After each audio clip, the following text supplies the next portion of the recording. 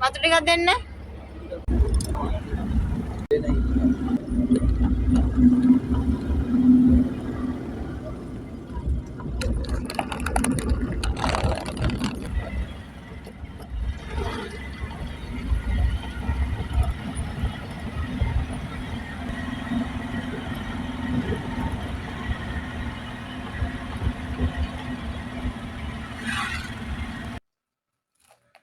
අපි සීපෝත් පාරේ කිලෝමීටර් 4ක් විතර වෙනකොට මෙන්න මේ වගේ කඩයක් ඕගලන්ට හම්බ වෙනවා. මේ කඩේ ගාවදී පාර දෙකට බෙදෙනවා මෙහෙම. අපිට මේ පාරෙන් සීපෝත් පැලැම්පිටිය පැත්තට යන්න පුළුවන් කියලා මේ මාමා කියනවා. අපිට දැන් අපේ ගමනාන්තය තියෙන්නේ එහෙ නෙමෙයි. මේ ගමනාන්තය තියෙන මේ පැත්ත. අපි දැන් අද යන්නේ මේ පාරේ. අපි මේ පාර ඉස්සරහට ගිහිල්ලා බලමු කොහමද ඒ ස්ථානය කියලා.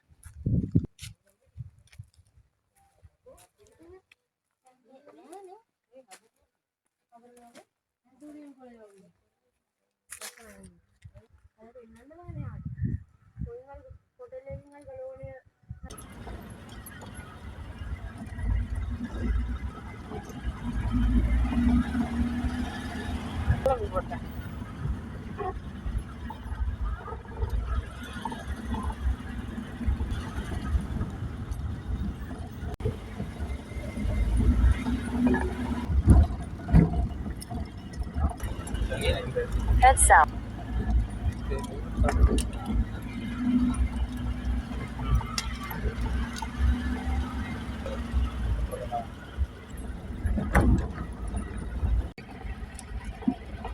ඕගලන්ට පාර නම් පොඩ්ඩක් කැල්ලා තියෙනවා පේනවත් දන්නේ නැහැ. ඒත් වාහනයකට නම් යන්න පුළුවන්.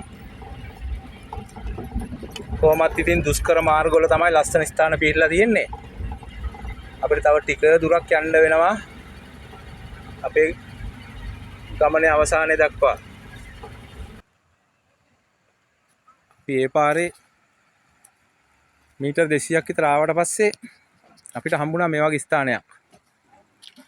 අපි මේ ස්ථානයේ වාහනේ නැවැත්තුවා. බලන්නකෝ මේ තැන් ඕගලන්ට හරියට මම පෙන්නන්නේ. ඕගලන්ටත් මේ තැන් හොයාගන්න ලේසි වෙන්න. මොකද නැත්නම් ඔයගොල්ලෝ ඇවිල්ලා අතරමං වෙනවනේ. ඉතින් මේ මෙතන තමයි වාහනේ නවත්තන්න පුළුවන් අවස්ථාන ස්ථානය. අපිට මේ පොඩි පාරක් හම්බ වෙන අඩි පාරක්. ඒ පාර දිගේ තමයි අපිට මේ ස්ථානට යන්න තියෙන්නේ.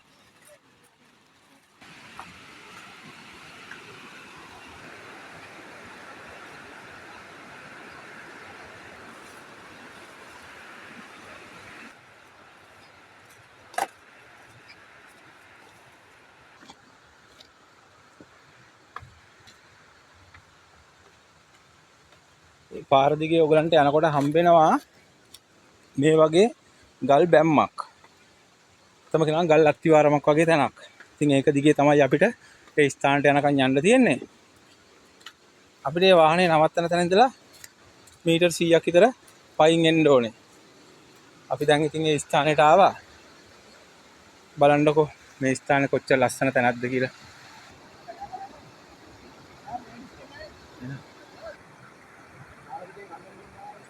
මේ ඉන්නේ මේ ප්‍රදේශයේම අයියා කෙනෙක්. එයාත් අද මෙතන නාන්න ඇවිල්ලා. වැහි අඳුරත් අද ටිකක් තියෙනවා. ඔය හවස් වෙනකොට වහි කියලා තමයි මේ අයියා කියන්නේ. අයියේ මේ කොන්ක්‍රීට් බැම්ම මොකද්ද? හදලා තියෙන කාලේ අර කරන්ට් එකෙන් පුළුවන්. කරන්ට් එකට. කරන්ට් එකට වතුර පාරේ ක්‍රැෂ් කරන්න නේද? සුද්දන්ගේ නිර්මාණයක් නේ. ඒ කියන්නේ අපිට එහෙම බැලුවොත් අපිට මේක වසර 100කටත් එහා පැත්තට තමයි මේ බැම්ම සඳහන් කරන්න වෙන්නේ. ඉතින් අපි දුර ගෙවාගෙන මහන්සි වෙලා මේ වගේ තැනක් හොයාගෙන ආවට ඒක පාඩු නෑ කියලා හිතෙන්නේ මෙතනට ආවහම. මේ පරිසරේ සමහරු ආසයි කිමිදිලා නාන්න. සමහරු ආසයි දනිස්ස ගාවට වතුර තියෙන නාන්න. මේ හැමෝටම නාන්න පුළුවන් හොඳම ස්ථානයක් තමයි මේ තෙප්පුගොළම කියන්නේ. පේනව නේද ඔයගලන්ට? මේ වතුර පාරේ ලස්සන.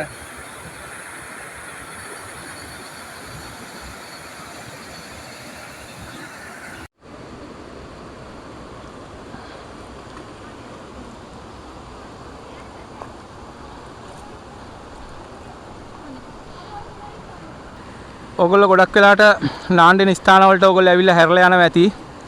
මම ඒක දන්නවා. ඉතින් ගොඩක් ලස්සන වීඩියෝස් ඔයගොල්ලෝ බලනවා. ඔයගොල්ලෝ එක දිගට නිවාඩුවක් ආවම හොයන්නෙම ගෙදරින් එළියට ගිහිල්ලා කොහොමද හොඳ වතුර පාරක් නාලා හොඳට විනෝද වෙලා ඉන්නේ කියලා. ඉතින් ඔයගොල්ලෝ බලන ගොඩක් වීඩියෝස් වල ඔයගොල්ලෝ දකිනවා ඒ වතුර පාරවල් වලට ගියාට පස්සේ දනිස්ස ගාවට එක්ක වතුර, එක්ක මඩ වෙලා, එක්ක මිනිස්සු පිරීලා.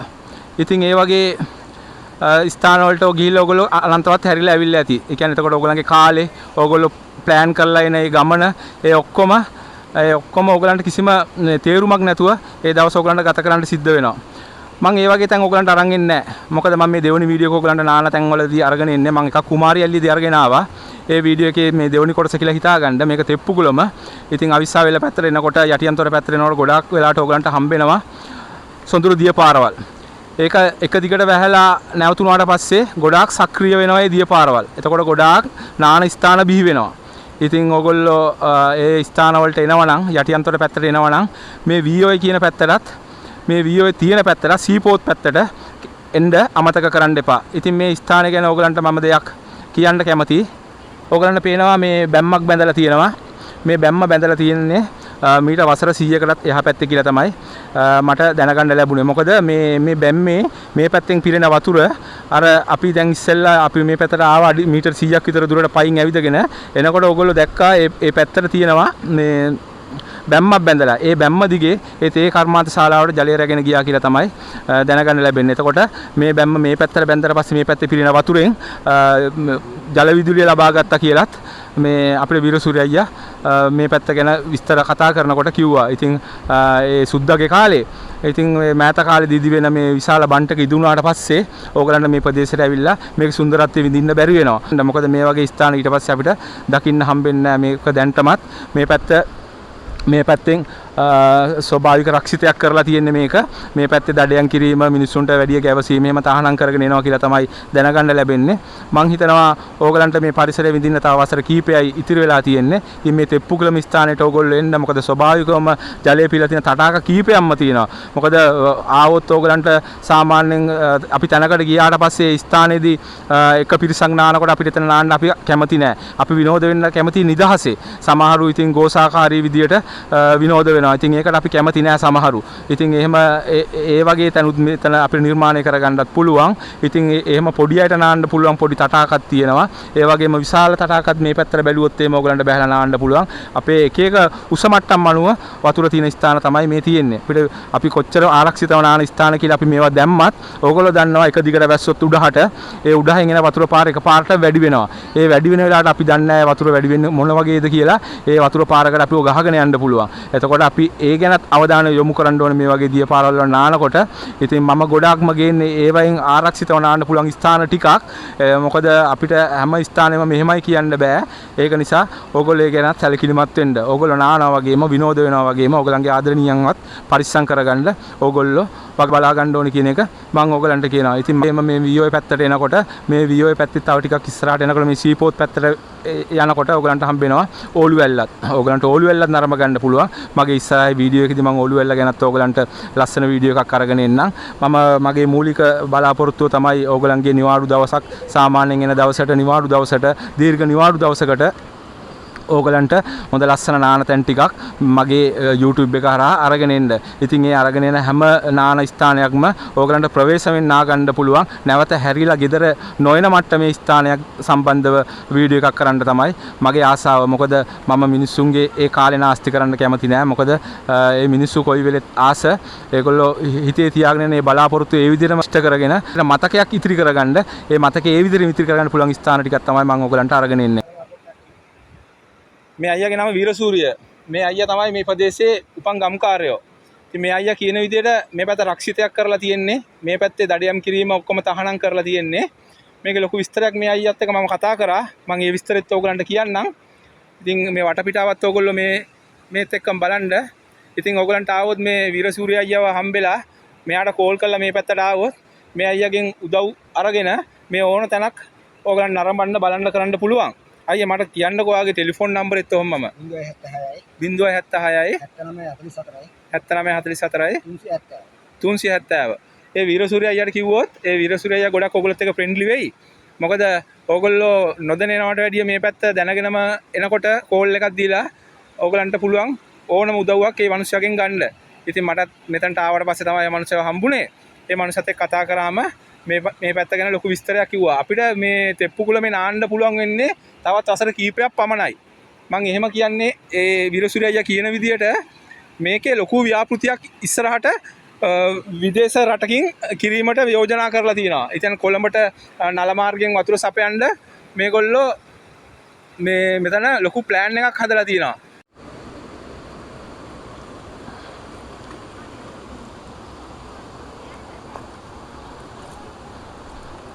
මේක වීවර්ට සම්බන්ධ වෙලා තියෙන වතුර පාරක්. ඉතින් මම හරි ආසයි ඕගලන්ට කියන්න මේ වගේ තැනක් අමාරුවෙන් හරි ඇවිල්ලා නරඹනවා නම් මේ වගේ තැනක විනෝද වෙනවා නම් ඕගලන්ගේ ජීවිත කාලෙම මතක හිටින අත්දැකීමක් වෙන්න පුළුවන් මේක. හැබැයි මේ සුන්දරත්වය මේ විදිහටම පරිස්සම් කරගන්න. මොකද අපිට පරිසරය වෙනස් කරන්න බෑ. අපිට පරිසරයට ඕන විදිහට හැඩ ගැහෙන්න පුළුවන්.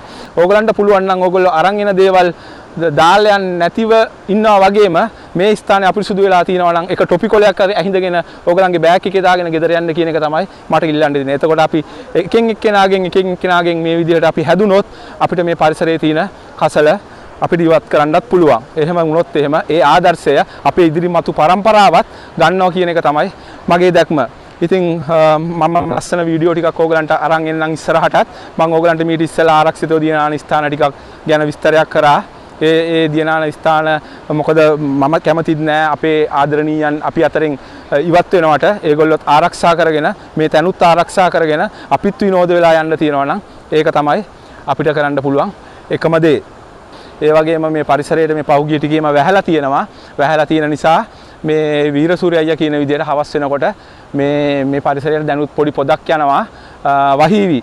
එතකොට එහෙම වහිනකොට මේ පැත්තේ වතුර ප්‍රමාණය ඔයගොල්ලෝ දන්නවා ගංගා ආශ්‍රිතව වැසි වැස්සාම ගොඩක් වෙලාට වතුර පාරවල් වැඩි වෙනවා. ඉතින් ඒ වතුර පාරවල් වැඩි වෙන වෙලාවට අපි දැනගන්න ඕනේ අපි ආරක්ෂා සමිතියෙන් ඉවත් වෙන්න. ඉතින් ඕගොල්ලොත් නාන්න එනවා නම් ඕනම තැනකට අපිට කරන්න පුළුවන් ඕගලන්ට මේ වගේ ලස්සන ස්ථාන පෙන්වලා දෙන එක විතරයි.